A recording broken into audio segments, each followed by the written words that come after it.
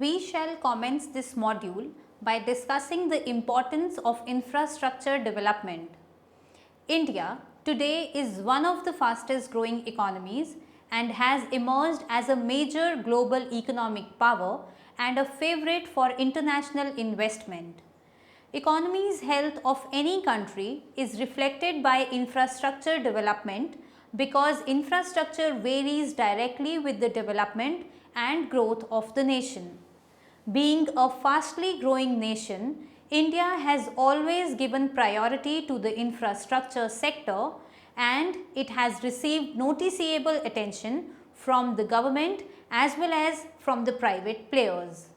However, our country's poor economic infrastructure is a major setback to the growth prospects. Ever since independence, there have been several reforms and policies to improve and facilitate infrastructure development. But we first need to define what economic infrastructure is. Economic infrastructure can be defined as the basic internal facilities of a country that make all business and other activities possible. These include the communication system, transportation system, roads and bridges, railway, sewage system, water, gas, ports, airports, electricity, financial and banking services, and all high cost investments that play a key role in the economic development of and prosperity of a country.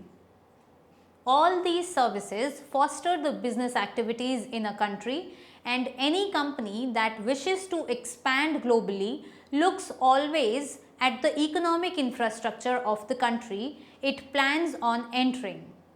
To unleash its full potential, improvement in infrastructure is important to meet its growing demand. After studying this module, you shall be able to know the basic economic infrastructure in India, reforms undertaken to facilitate infrastructure development in the past, the role of infrastructure in economic growth and development, the financial resources to fund infrastructure development, the recent developments and the government initiatives taken to promote development, and the future prospects. Now, we will move on to discuss the economic infrastructure in India. Firstly, let us talk about the transportation. Transportation is an important part of any economy. It includes roads, bridges, railways, ports and airports. India's primary mode of transportation is the public transport, which is used in the world to a considerable extent. Railways. Indian railways have been supporting the economic and industrial landscape for over 150 years. India today supports the fourth largest railway network in the world, employing about 1.6 million people and spreads across more than 65,000 kilometers. There are several constraints in connectivity and Indian Railway is now looking for a private partnership to modernize railways and bring it to the world-class levels. Roads. The most prominent part of India's economic infrastructure development in recent years is the spread of the road network across the country. Per square kilometer of surface area in India is now bestowed with roadways of 1 kilometer. One of the largest road networks in the world is in India. The road network of country consists of expressways, national highways, state highways, major district roads, other district roads and village roads. However, India has a congested network of roads which are not in very good condition. The estimated increase in road traffic is about 15% in passengers movement every year. Efforts are being made to make the road connectivity better. India now has a large network of national highways which is connecting all major cities and capitals, forming a strong economic support of the country. India had a total of 70,934 kilometers of national highways in 2013. Ports. India has 12 major ports that are managed by the Port Trust of India and regulated by the central government. These ports handle 95% of the foreign trade in quantity and 70% in terms of value. Of these, Visakhapatnam is the largest port in India. India also has 187 non-major ports. In spite of having sufficient capacity and modern facilities, the average turnaround is 3.5 days as compared to 10 hours in Hong Kong, which greatly hinder the Indian goods competitiveness. Congestion is mainly due to slow evacuation of cargo rather than poor management, as the ports are not well connected with the hinterland. Aviation. Air India is India's national flag carrier after integrating with Indian Airlines in 2011 and now plays a significant role in connecting India with the rest of the world. Indigo, Jet Airways, Air India, SpiceJet and Go Air are the significant carriers in order of their market share. These airlines connect over 80 cities all over India and also operate routes which are overseas after the liberalization phase of Indian aviation. Many other foreign airlines connect Indian cities with other eminent cities all over the world. But a major section of country's air transport potential remains untapped despite the fact that Mumbai-Delhi Air Corridor was ranked 10th by Amadeus in 2012 among the world's busiest routes. Second is power and electricity. The energy provision in India is a major limitation to the country's economic infrastructure. The increasing manufacturing activities and the growing population has led to a surge in demand for power. The installed capacity is 275.912 GW as on July 2015. Renewable power plants account for 28% of the total capacity and non-renewable power plants account for 72%. Third is telecommunication and the internet. Indian telecom industry went through a high pace of market liberalization and growth since the economic reforms of 1990s and now has become the world's most competitive and one of the fastest growing telecom markets. From under 37 million subscribers in 2001 to above 846 million subscribers in 2011, this industry has grown over 20 times in just 10 years. Indian telecommunication industry's major sectors are telephony, internet and television broadcast industry in the country, which is in an continuing process of transforming into next generation network, employs a widespread system of modern network elements, example digital telephone exchanges, mobile switching centers, media gateways and signaling gateways at the core, interconnected by a large variety of transmission systems using fiber optics or microwave radio relay networks.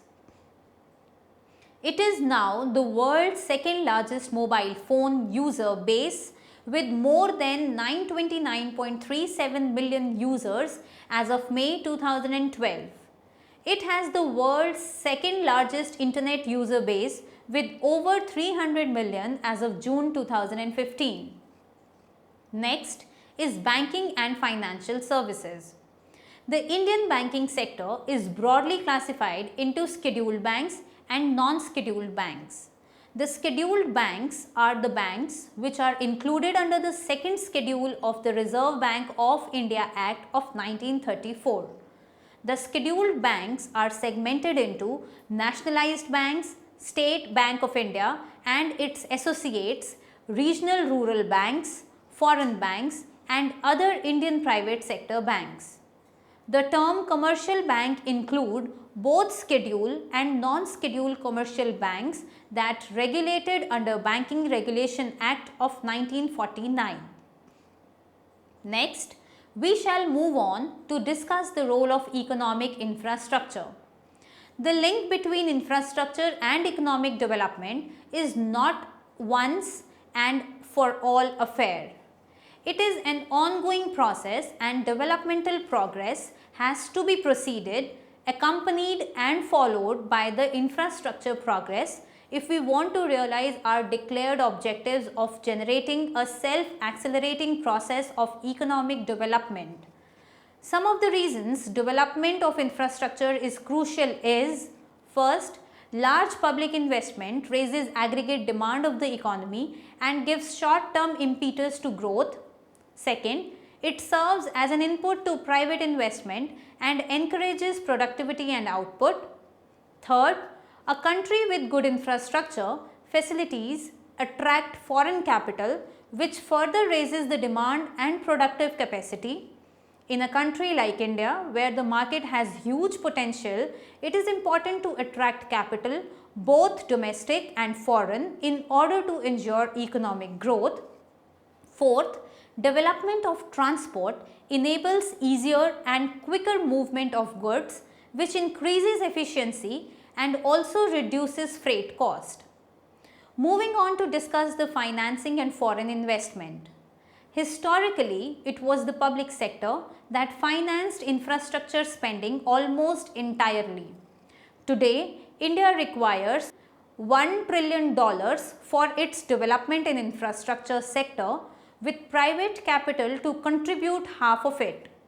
In 2010, India partnered with the United States to launch the $10 billion dedicated infrastructure debt fund.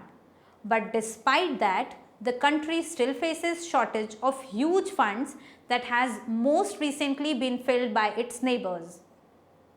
In early 2014, China had offered to finance 30% of targeted infrastructure plan of India. This proposal, if accepted, would spot China largest single foreign investment in this infrastructure sector. The offer is contentious. Given Delhi's bad history with Beijing, India has in the past refused Chinese investment over national security concerns. It has also been in competition with China over growth, juggling an uneasy rapport of rivalry and partnership. Before Chinese President Xi Jinping's first official visit to India in mid-September 2014, India was expecting a pledge of $100 billion investments. However, China finally made a moderate commitment of only $20 billion over 5 years, principally devoted to the modernization of India's railway and the development of the 2 industrial parks. Conversely, Japan, which has enjoyed good relation with Delhi, has emerged as a robust investor. Two-thirds of the Delhi's metro investment was financed via loan granted by Japan International Cooperation Agency, which also funded more than half of the $7.7 billion Delhi-Mumbai dedicated freight corridor project. Japan has also contributed to Delhi-Mumbai industrial corridor as well as city roads and urban projects. Prime Minister Shinzo Abe continued the flow of funding in early September 2014 during a 5-day visit by Modi with a pledge of $33.8 billion to fund various infrastructure needs over the next 5 years, a deal that could prove lucrative for Japan's high-speed rail companies, which face competition Chinese counterparts hoping to penetrate into the market. While the United States has policy tools in place to promote investment in India, its commitments are way lesser in comparison to those made by world's second and third largest economies.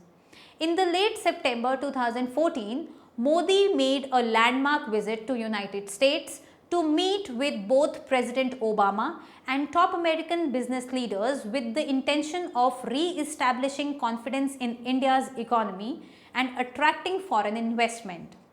Yet, challenges for attracting foreign direct investment remain.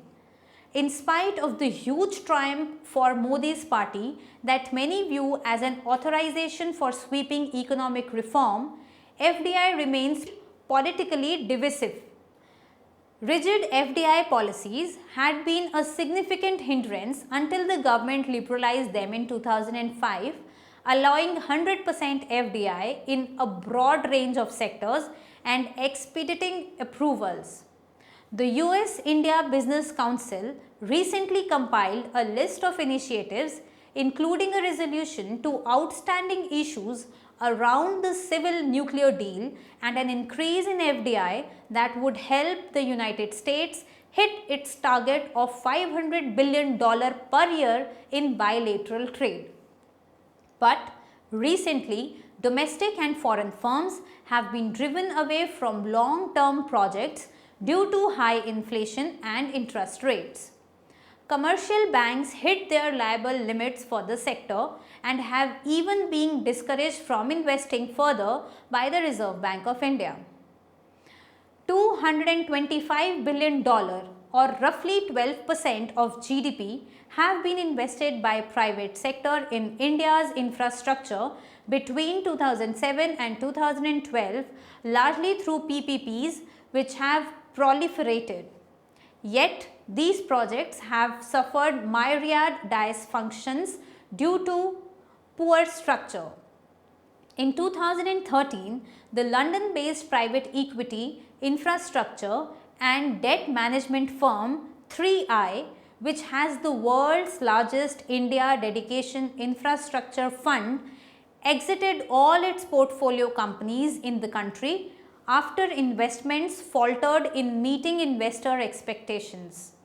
India, which barely has a municipal bond market, also needs capital markets reformation to create a source of long-term debt. But a recent ban by the Reserve Bank of India on bank purchases of new infrastructure bonds has handicapped new Prime Minister Narendra Modi's efforts of raising funds through the bond market. Let us now talk about some of the recent developments in brief. Infrastructure space. Many Spanish companies have an interest in collaborating with India on infrastructure, high-speed trains, renewable energy and developing smart cities. The Government of India has designated rupees 50,000 crores, that is US $7.53 billion for the development of 100 smart cities across the country. The government released its list of 98 cities for the Smart Cities project in August 2015. The Indian government has disclosed plans to invest US $137 billion in its rail network in the next 5 coming years, indicating Prime Minister Narendra Modi's aggressive approach to building infrastructure needed to unlock faster economic growth. The Indian government has also declared highway projects valuing US $93 billion, including government flagship National Highways Building Project with total investment of US $45 billion in the next 3 years. Part of the World Bank Group, International Finance Corporation intends to invest at least US $700 million in transport and logistics infrastructure projects already existing in India. The World Bank has authorized a $650 million debt funding for a component of the eastern arm of the dedicated freight control project in India. 8 aircrafts will be added by Andhra Pradesh-based regional airline Air Costa to its existing 4 aircrafts before 2016. The airline, which reported an operating profit in the month of December 2014 for the first time, said that it will be a pan-India player by the end of 2015. Recently, private investment in Indian Railways, that is state-run, has been given approval by the Cabinet for the construction of new plants and lines with augmented capacity. This reform will help the foreign players to connect railways with the industrial plant, mines and port by offering services at lower cost. Now, we will look upon the government initiatives. When it comes to the development in infrastructure sector, the Government of India has always been very proactive. execution of associated projects through the public-private partnerships, that is PPPs, fiscal incentives, tariff policies, budgetary allocations and participation of private companies have been the focal point. According to research done by Infrastructure Development Finance Corporation, the infrastructure sector of India contributes more than 8% of country's GDP. The figures are going to touch 10% by the year 2017 to uphold the growth objectives. Indian infrastructure sector is well poised to take a big leap, and it provides several investment opportunities for foreign investors from across the world. The Government of India is taking every possible initiative to boost the infrastructure sector. Some of the steps taken in the recent past are being discussed hereafter. The Reserve Bank of India has notified 100% foreign direct investment under automatic route in the construction development sector. The new limit came into effect in December 2014. Next, FDI rules have been relaxed by Indian government in the construction sector by lowering the minimum build-up area and capital requirement. Exit norms have been liberalized. In fact, the cabinet has also approved the proposal to rephrase the FDI policy.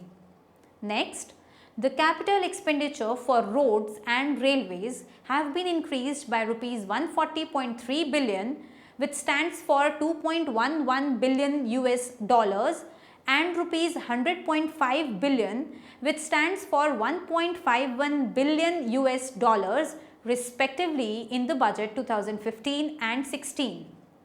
Next, India and the US have signed a memorandum of understanding in order to institute infrastructure collaboration platform.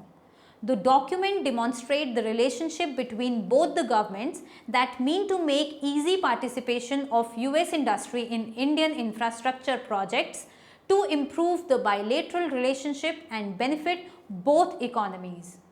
The Memorandum of Understanding scope envision efforts in the areas of railways, road transport and highways, commerce and industry, micro, small and medium enterprises, urban development, power, new and renewable energy, among others. Next, the Government of India has also projected the Indian Railways Vision 2020, which targets to tackle the issues related with infrastructure by opening up doors for NRIs in Indian infrastructure sector for investment. Next, recently the Indian government has approved 9 different road projects worth 2 billion US dollar to be implemented by state government under the public-private partnership model. Next, Indian Finance Ministry is ready to fund 20% of the financial requirement, while the other 20% would come from Highways Ministry. Foreign investment may be invited in order to make all projects financially feasible. Let us now look at the road ahead. Indian port sector is ready to make huge success in the forthcoming years. It has been estimated that till 2017 end, port traffic will sum to 943.06 MT for India's major port and 815.20 MT for its minor ports. Along with that, Indian aviation market is expected to become the third largest across the globe by 2020 according to industry estimates. The sector is casted to handle 336 million domestic and 85 million international passengers with extended investment to the value of 120 billion US dollars. Indian aviation industry, which currently comes to 1.5% of the gross domestic product, has been instrumental in the overall economic development of the country.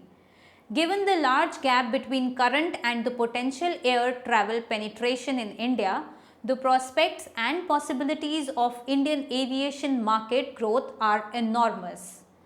Government is also taking several initiatives to modernize railways as well. The FDI reform of 2014 have opened a plethora of opportunities for the Indian markets. There is an urgent need to address the infrastructure sector so India can achieve its full potential. Finance Minister Arun Jaitley has announced a significant increase of rupees 70,000 crore in investment for the current year in infrastructure in 2015 and 16 with a focus on railways and roads. The main objective is to spur the business cycle by increasing the government expenditure and increasing the aggregate demand. The source of money will be an additional public investment outlay of rupees 1.25 trillion over that of 2014 and 15. Now, we will summarize what we have discussed in this module. Economy's health of any country is reflected by infrastructure development because infrastructure varies directly with the development and growth of the nation. Transportation is an important part of any economy. It includes roads, bridges, railways, ports and airports. The energy provision in India is a major limitation to the country's economic infrastructure. Indian telecom industry went through a high pace of market liberalization and growth since the economic reforms of 1990s and now has become the world's most competitive and one of the fastest growing telecom markets.